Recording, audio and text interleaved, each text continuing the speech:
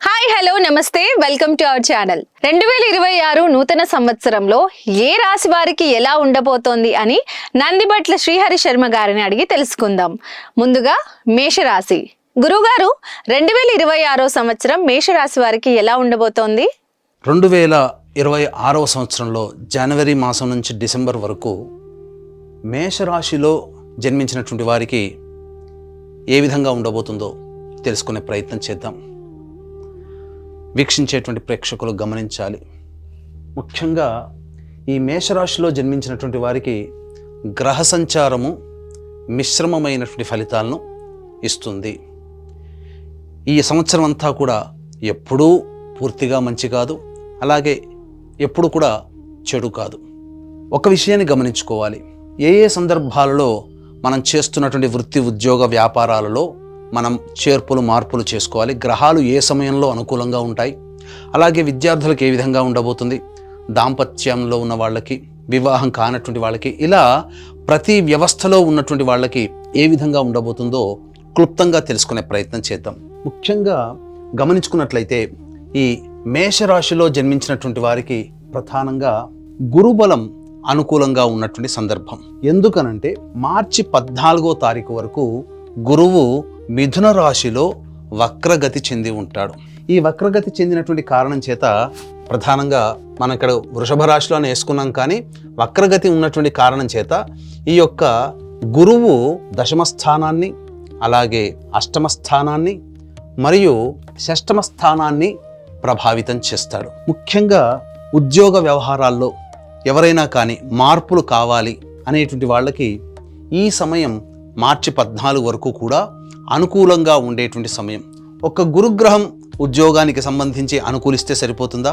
అంటే ఒక వ్యక్తి శుభాన్ని కోరుకోవడం అంటే ఉద్యోగంలో మార్పు కావచ్చు, అంటే హైక్ రావడం కానీ, లేదా విదేశీయానం కానీ, వివాహం కానీ, ఏదైనా అంటే ఈ యొక్క మేషరాశికి తాను చేస్తున్నటువంటి ప్రయత్నానికి గురువు అనుకూలంగా ఉండబోతున్నాడు. కాబట్టి ఏ వ్యవస్థలో ఉన్న వాళ్ళకైనా, ఏ ప్రయత్నంలో ఉన్నటువంటి వాళ్ళకైనా కానీ అనుకూలంగా ఉండబోతున్నాడు. దీనికి తోడు మనం గమనించుకున్నట్లయితే ప్రధానంగా ఈ యొక్క సంచార ప్రభావం, మిగతా గ్రహాల యొక్క సంచార ప్రభావం కూడా అనుకూలంగా ఉందా అనేది మనం చెక్ చేసుకోవాలి. మార్చి 14వ తారీఖు వరకు గురువు వక్రగతి చేత అనుకూలంగా ఉన్నటువంటిది. అలాగే ఈ మేషరాశి వారికి ఏప్రిల్ 2వ తారీఖు వరకు కూడా, అనగా ఈ మార్చి 14 వరకు కూడా కుజుడు లాభస్థానంలో ఉన్నాడు. కాబట్టి ఈ సంబంధించినటువంటి రాష్ట్రాధిపతి అయినటువంటి కుజుడు కూడా యోగించేటువంటి పరిస్థితిలో ఉంది. అలాగే ముఖ్యంగా ఉద్యోగకారకుడు రవి, ఈ రవి మనకు వర్కౌట్ అవుతాడా అనేది మనం గమనించుకోవాలి. జనవరి 14వ తారీఖు రోజున మకర రాశిలోకి ప్రవేశం చేస్తాడు. ఫిబ్రవరి 13వ తారీఖు నాడు కుంభరాశిలో ఉంటాడు. మార్చి 14 వరకు కూడా కుంభరాశిలో, అనగా దశమ లాభస్థానములో ఈ యొక్క మేషరాశి వారికి కుజగ్రహము, రవిగ్రహ ప్రభావం, అనగా రాశ్యాధిపతి, ఉద్యోగకారకుడు, అలాగే శుభకరుడైనటువంటి గురువు కూడా అనుకూలంగా ఉన్నటువంటి కారణం చేత తప్పకుండా ఏదైతే ప్రయత్నాలు చేస్తారో ఆ ప్రయత్నాల్లో మీకు అనుకూలంగా ఉండేటువంటి సమయం. కాబట్టి ఆలస్యం అమృతం విషయం. మీరు గట్టిగా ప్రయత్నాలు చేయండి. మార్చి 14వ తారీఖు వరకు కూడా మేజర్ ప్లానెట్స్ మీకు అనుకూలంగా ఉన్నాయి. లాభంలో రవి యొక్క సంచార ప్రభావం, ఇదంతా కూడా అనుకూలంగా ఉండేటువంటి సమయం అని చెప్పవచ్చు. ఇక గమనించుకున్నట్లయితే ఉద్యోగ వ్యవస్థలో మార్చి 14 వరకు. ఇక మార్చి 14 తర్వాత ఉద్యోగస్తులకు ఏంటండి అని అంటారా? మార్చి 15వ తారీఖు నుంచి తృతీయ స్థానంలో గురు సంచార ప్రభావం, ఇది మిశ్రమమైనటువంటి ఫలితాలని ఇస్తుంది. అంతేకాకుండా జూన్ 1వ తారీఖు నుంచి అర్ధాష్టమ గురు ప్రభావము అనుకూలంగా లేదు. గురు ప్రభావం అనుకూలంగా లేని కారణం చేత జూన్ 1వ తారీఖు నుంచి అక్టోబర్ 31 వరకు కూడా ఈ యొక్క మేషరాశిలో జన్మించినటువంటి వారు గురుబలాన్ని పెంచుకునే ప్రయత్నం చేయాలి. ఇది గమనించండి.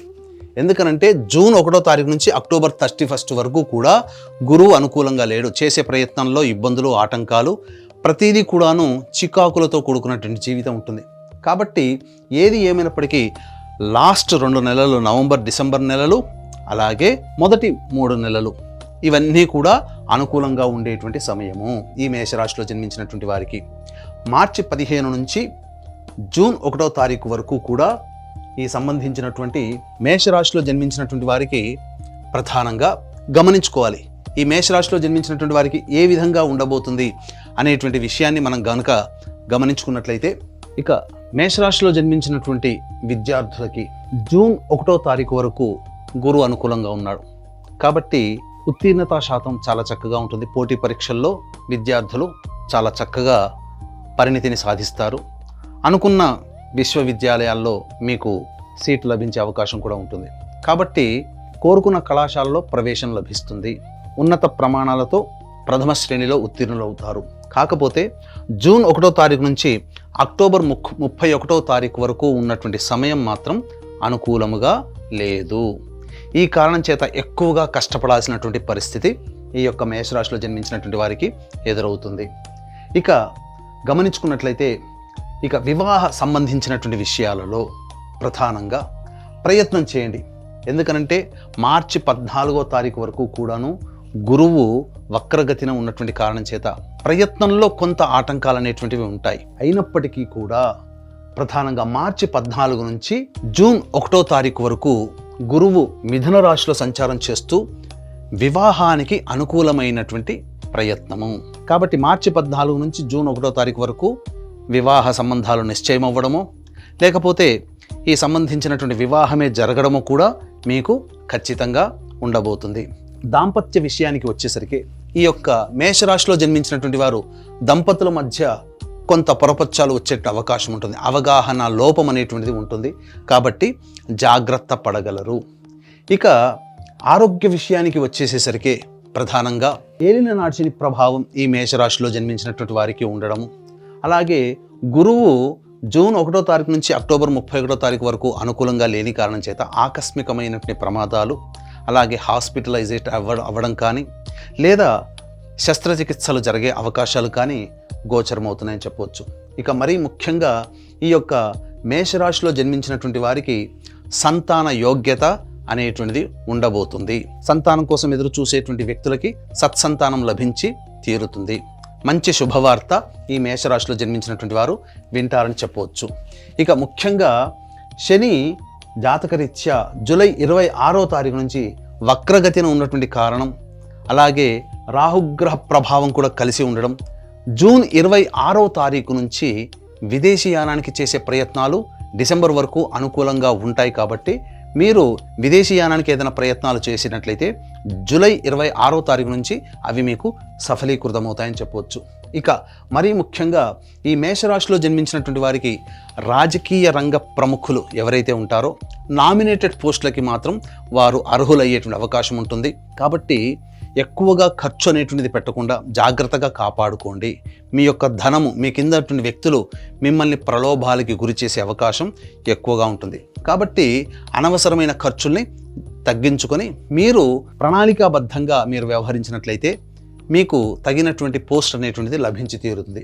ఇక ముఖ్యంగా వ్యాపార రంగంలో ఉన్నటువంటి వారికి ఏ విధంగా ఉండబోతుంది? వ్యాపారం అనగా ఈ యొక్క సంబంధించినటువంటి వ్యాపారాలలో ముఖ్యంగా గురు సంబంధమైన మేషరాశిలో జన్మించినటువంటి వారు అనగా గురు సంబంధమైనటువంటి ఈ రెస్టారెంట్, అలాగే FMCG ప్రొడక్ట్స్, సూపర్ మార్కెట్స్, కళాశాలను నడిపేటువంటి వాళ్ళు, విద్యా వ్యవస్థలో అనగా స్కూల్స్ నడిపేటువంటి వాళ్ళు, ఫుడ్కి సంబంధించినటువంటి వ్యాపారంలో ఉన్నవాళ్ళు, రోడ్ సైడ్ వెండర్స్, అలాగే బంగారు వ్యాపారస్తులు, FMCG ప్రొడక్ట్స్తో సంబంధం ఉన్నటువంటి వాళ్ళు, ఇలా ఏదైనా కానీ ఈ రంగంలో ఉన్నటువంటి వారు ప్రధానంగా వైద్యులు కూడా ప్రధానంగా ఈ జూన్ 1వ తారీఖు వరకు అనుకూలంగా ఉండేటువంటి సమయం.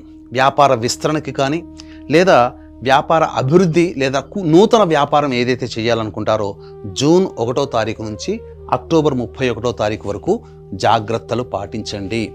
ఎందుకు చెప్తున్నాను అంటే ఈ సమయం అనుకూలంగా లేదు. చేస్తే జూన్ 1వ తారీఖు లోపలనైనా కానీ అనగా మే లోపలనైనా కానీ లేదా అక్టోబర్ తర్వాతనైనా కానీ మీరు ప్లానింగ్ చేసుకోండి. దానికి తగ్గట్టుగా మీ జీవితం ఆనందంగా ఉండబోతుందని చెప్పవచ్చు. వ్యాపార విస్తరణ.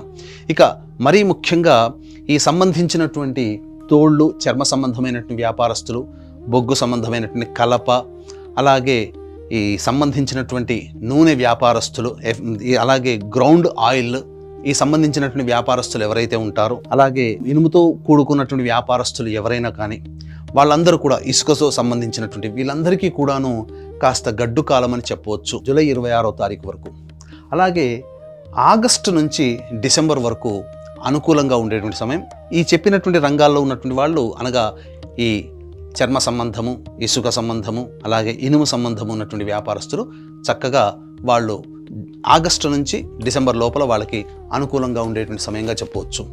ఇక ముఖ్యంగా కళారంగంలో ఉన్నటువంటి వాళ్ళకి గనక మనం చూసుకున్నట్లయితే ఈ యొక్క మేషరాశిలో జన్మించినటువంటి వాళ్ళకి అవకాశాలు అంది వచ్చినటువంటి అవకాశాలని మీరు వినియోగించుకోవాలి. అనగా కళారంగం అనగా సినిమా రంగము, నాటక రంగము, ఎలక్ట్రానిక్ అండ్ ప్రింటింగ్ మీడియా రంగంలో ఉన్నటువంటి వాళ్ళు, అలాగే ఈ సోషల్ మీడియా రంగంలో ఉన్నటువంటి వాళ్ళు బాగా కష్టపడితే తప్ప ఫలితాలు పొందనటువంటి పరిస్థితి. కాబట్టి జాగ్రత్తలు పాటించండి. అన్ని విధాలుగా కష్టపడే తత్వాన్ని, నిజాయితీని నమ్ముకోండి. ప్రలోభాలకి గురయ్యేటువంటి అవకాశాలు ఉంటాయి. కాబట్టి వచ్చిన అవకాశాన్ని సద్వినియోగపరుచుకుంటే కళారంగంలో, తదితర రంగంలో ఉన్నటువంటి వాళ్ళు అద్భుతమైనటువంటి ప్రగతిని సాధించే అవకాశం ఎక్కువగా ఉంటుంది. ఇక రైతుల విషయానికి వచ్చేసరికి ఈ యొక్క మేషరాశిలో జన్మించినటువంటి వారికి సాధారణమైనటువంటి పంటలు ఉంటాయి. అలాగే ఎక్కువగా ప్రలోభాలకి గురై వాణిజ్య పంటలు కానీ లేదా ఇతరత్ర పంటలు గనక వేసుకున్నట్లయితే మీకు మొదటికే మోసం వస్తుంది. కాబట్టి మీకు తెలిసినటువంటి పంటల్ని మీరు ఎదుటి వాళ్ళని మీరు నమ్మి కానీ ఎదుటి వాళ్ళని చూసి మీరు ప్రయత్నాలు చేయడం కానీ ఈ యొక్క మేషరాశిలో జన్మించినటువంటి రైతులు చేయకండి. ఎందుకంటే నష్టములు అధికంగా ఉండేటువంటి అవకాశం ఉంటుంది. ఇక ముఖ్యంగా ఈ యొక్క మేషరాశిలో జన్మించినటువంటి వారికి ప్రధానంగా కొన్ని సంబంధమైనటువంటి విషయాలు, అంటే కొన్ని విషయాలు మీకు తెలియజేస్తాను. అంటే ఏ సందర్భంలో జాగ్రత్తలు పాటించాలి. మరీ ముఖ్యంగా ఉద్యోగం కావచ్చు, వ్యాపారం కావచ్చు, లేదా ఏదైనా ప్రయత్నాల్లో ఒక్క గురుబలమై ఉంటే సరిపోతుందా? మిగతా గ్రహాల యొక్క ప్రభావం కూడా అనుకూలించాలి కదా. కాబట్టి ఏ సమయం అనుకూలంగా ఉంటుందో క్లుప్తంగా తెలుసుకునే ప్రయత్నం చేద్దాం. ఇక ముఖ్యంగా ఈ మేషరాశిలో జన్మించినటువంటి వారు ఏ సమయంలో జాగ్రత్తలు పాటించాలి అంటే, కుటుంబపరంగా సమస్యలు అనేటువంటివి ఉన్నప్పుడు ఉంటాయి. ఎప్పటి నుంచి? జూన్ 20వ తారీఖు నుంచి ఆగస్టు 1వ తారీఖు వరకు కుటుంబ సభ్యులతో వాగ్వివాదాలు, మిత్రులతో వాగ్వివాదాలు సంఘంలో పనికిరావు. అది గమనించుకోండి ఆ సమయం. ఇక వాహనాన్ని నడిపేటప్పుడు జాగ్రత్తలు పాటించాల్సినటువంటిది సెప్టెంబర్ 18 నుంచి నవంబర్ 12వ తేదీ మధ్యకాలంలో వాహనాలు నడిపేటప్పుడు జాగ్రత్తలు పాటించండి. కొంత అనారోగ్య సూచనలు, శస్త్రచికిత్సలు జరిగేటువంటి అవకాశం ఈ మధ్యకాలంలో మీకు ఉండబోతుంది. అలాగే ఎదుటివారి వలన నష్టపోయేటువంటి అవకాశము మీకు ఈ సంవత్సరం మార్చి నుంచి ఏప్రిల్ మాసం, మార్చి-ఏప్రిల్ నెల మధ్యకాలంలో ఎదుటివారి వలన మీరు ధన నష్టం జరిగేటువంటి అవకాశం ఉంటుంది. ఇది మీరు జాగ్రత్తగా గమనించండి. ఇక ఉద్యోగ ప్రయత్నాలు అనేటువంటిది మీరు చేయదలిస్తే ఆగస్టు 17 నుంచి సెప్టెంబర్ 17 ఉన్నటువంటి మధ్యకాలం ఉద్యోగంలో మార్పుని సూచిస్తుంది. అయితే కేవలం ఒక గ్రహమే కాకుండా అన్ని గ్రహాలు అనుకూలంగా ఉండేటువంటిది మాత్రం జనవరి 1 నుంచి మార్చి 14వ తారీఖు వరకు అన్ని గ్రహాలు కూడా అనుకూలంగా ఉంటున్నాయి. కాబట్టి మీరు ఏదైనా ప్రయత్నాలు చేస్తే మీరు మార్చి 14వ తారీఖు లోపల మీరు కొత్త ఉద్యోగం వెతుక్కుంటారా, లేదా ఉన్న ఉద్యోగంలోనే అభివృద్ధిని కోరుకుంటారా, అవన్నీ మిగతా గ్రహాలు కూడా అనుకూలంగా ఉండేటువంటి సమయం కాబట్టి ఆ సమయంలో చేయండి. లేదు కానీ ఖచ్చితంగా ఉద్యోగంలో మార్పు మాత్రం ఆగస్టు 17 నుంచి సెప్టెంబర్ 17 మధ్యకాలంలో నిరుద్యోగస్తులకి, ఉద్యోగం చేస్తున్నటువంటి వాళ్ళకి ఖచ్చితంగా శుభమైనటువంటి పరిస్థితులు అనేటువంటివి కనపడుతున్నాయి. కాబట్టి ఇక మార్చి 14వ తారీఖు తర్వాత ఏంటండి పరిస్థితి అని అంటారా? మార్చి 14 నుంచి జూన్ 14వ తారీఖు వరకు ఉద్యోగ మార్పుని కోరుకోకండి. అది చాలా కీలకమైనటువంటి సమయంగా చెప్పవచ్చు. జూన్ 15 నుంచి జూలై 15 మధ్య కాలంలో మళ్ళీ మీరు ఉద్యోగంలో అభివృద్ధిని సాధించవచ్చు. మీరు కోరుకున్నటువంటి ఉద్యోగం కానీ, నిరుద్యోగస్తులకి ఉద్యోగం లభించడం కానీ, లేదా ఉద్యోగ మార్పు కానీ జూన్ 15 నుంచి జూలై 15, అలాగే ఆగస్టు 17 నుంచి సెప్టెంబర్ 16 మధ్యకాలం, మరియు జనవరి నుంచి మార్చి 14వ తారీఖు ఉన్నటువంటి మధ్యకాలం అనుకూలమైన సమయం. మిగతా సమయాలు అనుకూలముగా లేవు. ఈ మార్పుని గమనించండి. అలాగే ముఖ్యంగా ఈ యొక్క మేషరాశిలో జన్మించినటువంటి స్త్రీలు ఏ విధంగా ఉండబోతుంది అనేటువంటి యొక్క విషయాన్ని గనక చూసుకున్నట్లయితే, ఈ మేషరాశిలో జన్మించినటువంటి వారికి ప్రధానంగా ఈ స్త్రీలకి కొంత ఇంట బయట సమస్యలు అనేటువంటివి తప్పవు. మీ మాట చెల్లుబాటు కాదు. కాబట్టి అవకాశం లేని చోట మనం అధికారం కోరుకుంటే మనకే ఇబ్బంది. కాబట్టి ఇప్పటి వరకు మిమ్మల్ని గౌరవించినటువంటి వాళ్ళే మిమ్మల్ని కొంత తక్కువ స్థాయిలో చూడడం మొదలుపెట్టిన తర్వాత కొంత ఆత్మాభిమానం దెబ్బతింటుంది. ఒప్పుకుంటాం, కానీ తప్పదు. పరిస్థితులు అనుకూలంగా లేని కారణం చేత కొంత సమయం మనం కేటాయించుకోక తప్పదు, సంయమనం పాటించక తప్పదు. కాబట్టి ఈ మేషరాశిలో జన్మించినటువంటి స్త్రీలు ఆరోగ్యం పట్ల శ్రద్ధ వహించాల్సినటువంటి పరిస్థితి. ఇంతకుముందు చెప్పినటువంటి సమయంలో అనారోగ్య సూచనలు ఉండేటువంటి అవకాశం ఉంది. కాబట్టి ఆ సమయాల్లో మీరు ఆరోగ్యాన్ని జాగ్రత్త పరుచుకోండి. అలాగే దాంపత్య విభేదాలు, కొంత పొరపచ్చాలు వచ్చేటువంటి అవకాశం ఉంటుంది. జూన్ 1వ తారీఖు నుంచి అక్టోబర్ 30వ తారీఖు మధ్య కాలంలో కొంత విభేదాలు ఏర్పడే అవకాశం ఉంటుంది. కాబట్టి జాగ్రత్తలు పాటించండి. అయితే ఇక ఉద్యోగ రంగంలో పనిచేస్తున్నటువంటి స్త్రీలు ఎవరైతే ఉంటారో వాళ్ళకి మాత్రం అవకాశాలు చాలా చక్కగా ఉంటాయి.